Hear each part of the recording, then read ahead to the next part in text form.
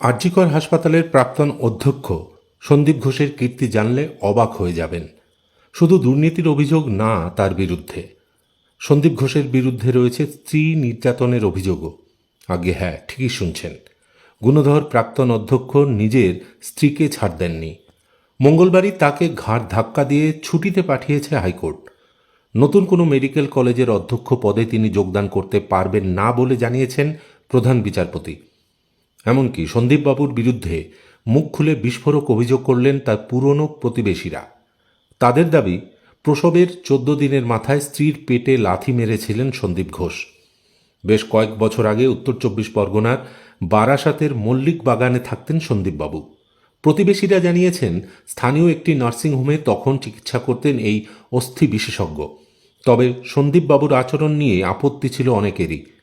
তার থেকে বেশি আপত্তি ছিল তার মায়ের আচরণ নিয়ে। স্থানীয় এক বাসিন্দা বলেন, নিজের বাড়িতেও চেম্বার করে রোগী দেখতেন সন্দীপবাবু।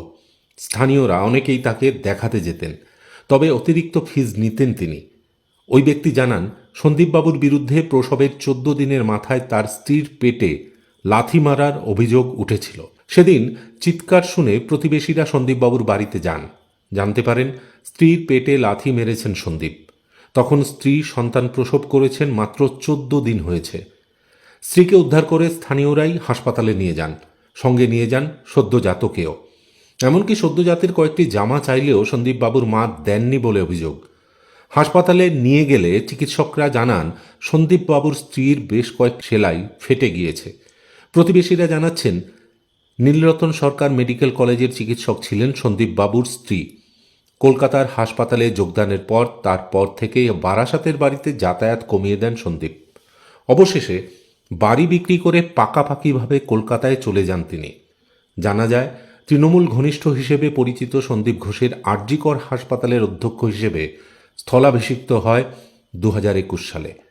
ক্যালকাটা ন্যাশনাল মেডিকেল কলেজ থেকে পদোন্নতির পর আরজিকরে আসেন তিনি।